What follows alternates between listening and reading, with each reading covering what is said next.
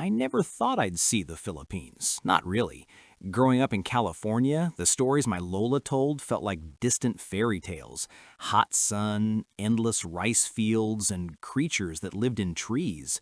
But when my parents finally pushed me to visit our ancestral home in Bulacan to connect with my roots, I figured, why not? It was time for an adventure, right? The air hummed with 1,000 sounds, laughter, the rhythmic beat of a drum, the sizzling street food, and the melodious strains of a local band.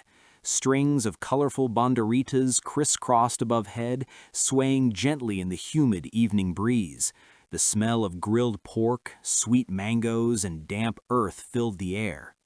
I was elbow deep in a plate of lechon, surrounded by a whirlwind of relatives I'd only ever seen in blurry Facebook photos. My cousin Marco clapped me on the back, nearly making me drop my food. "Leo, my man, you enjoying the fiesta? This is how we do it in Bulacan. So much better than your American parties, eh?" I laughed, wiping grease from my chin. "It's insane, Marco. Everyone's so loud. But yeah, it's incredible. The food, the music. I've never seen anything like it." We were standing near the edge of the bustling main square, where people danced and children chased each other under the glow of makeshift lanterns. Marco was pointing out a distant relative, but my eyes drifted. And then I saw her. She was standing near an old gnarled mango tree, slightly apart from the main festivities. The light from the fiesta didn't seem to quite reach her, creating a soft, ethereal glow around her. Her dress wasn't like anyone else was wearing. It looked woven from leaves and flowers, a shimmering green that seemed to shift with every subtle movement. Her skin was flawless, like polished ivory, and her long dark hair flowed around her, adorned with what looked like fresh sampaguita blossoms. But it was her face. Her eyes, dark and deep, held a wisdom that seemed ancient, yet her expression was innocent. And her smile, it wasn't just beautiful, it was captivating. It held a hint of mystery, a promise of untold wonders. It was a smile to die for. I felt a magnetic pull, an irrational urge to simply walk towards her, to bask in her light. My plate of lechon felt heavy and insignificant. The chaotic fiesta noise faded to a distant hum. All that existed was her. Marco. "Hey, Leo, you all right, man? You're staring at something." I blinked, pulling myself back, but my gaze immediately snapped back to the mango tree. She was still there, her smile unwavering, her eyes meeting mine for just a fleeting moment. A shiver, both warm and cold, ran down my spine. "Leo. Marco, did you see her? By the mango tree?" Marco squinted into the dim light. "See who? There's a group of kids playing over there." "No, not the kids. A woman. She's incredible. Green dress, flowers in her hair. She was just looking at me." Marco turned back, his brow furrowed with confusion. He looked intently at the spot I pointed to, then back at me. "Leo? I don't see anyone like that. Are you sure you're not tired from the trip? Maybe too much Tendui rum?" I shook my head, frustrated. "No, I'm serious. She was right there. The most beautiful woman I've ever seen. Her smile. Oh man, her smile. It was perfect." Marco's expression shifted. The jovial partygoer faded, replaced with something more serious, almost wary. He leaned closer, lowering his voice. "Leo, describe her again, exactly." I did, meticulously recounting every detail. The shimmering green dress, the sampaguita in her hair, the deep eyes, and that unforgettable smile. As I spoke, a chill settled over us, cutting through the fiesta's warmth. Marco listened, his eyes wide, his usual laughter absent. When he finished, he put a hand on my shoulder, his grip firm. "Leo, listen to me very carefully. My Lola always told us stories about these lands. She warned us. Warned us about what?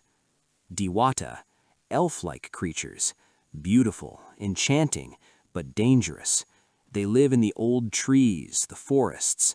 They choose men, usually young men, men who are new to these places, like you. They lure them to their domain, their kingdom in the heart of the jungle, and once you go with them, you are never, ever seen again.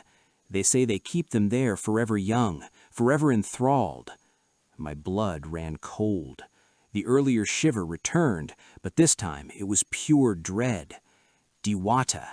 I'd heard the word from Lola, always dismissed it as a fanciful myth, a bedtime story.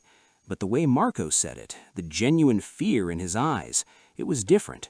And that woman, she wasn't like anyone here. I looked back at the mango tree. She was gone. The spot where she stood was empty, just shadows and the faint rustle of leaves. Leo. But she was just looking at me, smiling. Marco. That's how they do it, Leo. That's how they call to you. A smile, a look. They find what you desire, what you long for, and they show it to you. You wanted beauty, magic, something different from home, yes? He was right. I had. I felt a sudden, profound gratitude for Marco, for his warning. He had pulled me back from the brink of something I didn't understand. Marco, clapping me on the back, trying to lighten the mood, but his eyes still held concern. All right, enough of that talk. Come on, let's get you another beer. Stay with me, Leo. Don't wander off, especially not near the big, old trees. We rejoined the fiesta, but the magic had dulled for me. Every shadow seemed deeper. Every rustle of leaves held a new, sinister meaning. I kept glancing back at the mango tree, half expecting her to reappear, her captivating smile beckoning. Marco made sure I stuck by him for the rest of the night. He introduced me to more cousins, piled my plate high with food, and kept me distracted with stories of his own misadventures. He was my anchor, pulling me firmly back to the world of mortals, of loud music and human laughter. The next morning, the fiesta felt like a distant, hazy dream. The rising sun painted the sky in soft oranges and pinks. I sat on the porch of our ancestral home, drinking coffee. Marco sat beside me, looking surprisingly fresh.